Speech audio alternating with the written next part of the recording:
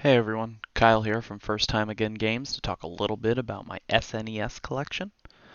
This is my childhood console, yellowed from being exposed and played on for many years. I currently have one controller for it.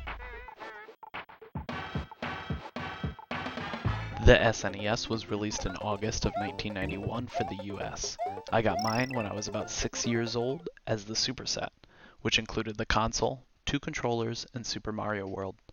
It still has the Kmart sticker on it for $149.99.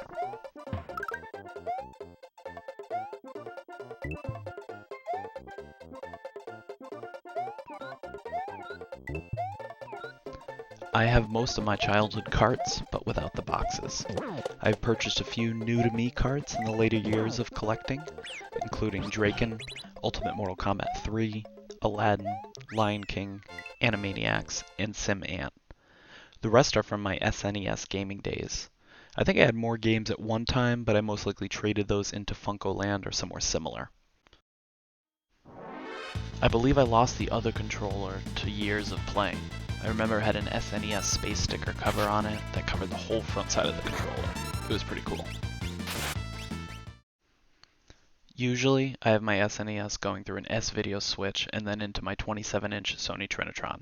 When I stream or record, I use a composite upscaler to be able to connect it to my capture card. The SNES, N64, and GameCube all use the same proprietary AV connector, and therefore you can use the AV cables interchangeably across all three consoles.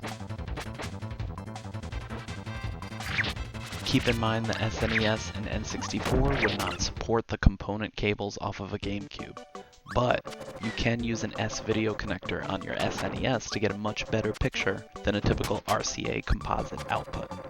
Eventually, I would like to get an S-Video upscaler to get a better picture when capturing, but for now, I'll use my RCA to HDMI upscaler.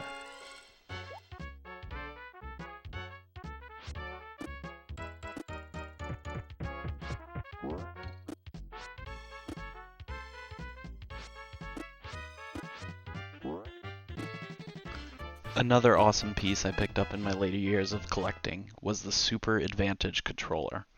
I traded in some complete in-box duplicates in my collection, along with some older sports games I would not be playing. I have an Advantage arcade controller for my NES, and never knew there was one for the SNES. It's made by ASCIIware, a third-party company.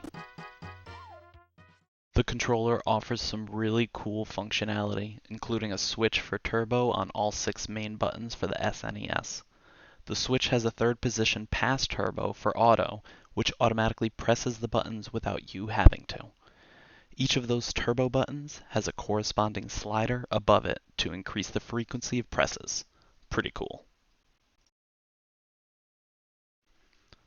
There is also a slow button below Start Select with a slider, which will pause and unpause the game automatically at a frequency set by the slider. All in all, some of the most functionality out of a controller I have ever seen, and the aesthetic is perfectly paired for the SNES. The thing on my wish list for my retro setup, other than an S-Video upscaler, is a distribution amplifier. This would allow me to stream to my capture card while playing on my CRT. Although I don't have any light gun games, I am hoping this will allow me to capture footage off of them while playing with the light gun on some of my other consoles.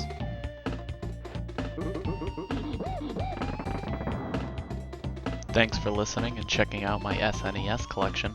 Stay tuned for more videos, and I'll catch you next time.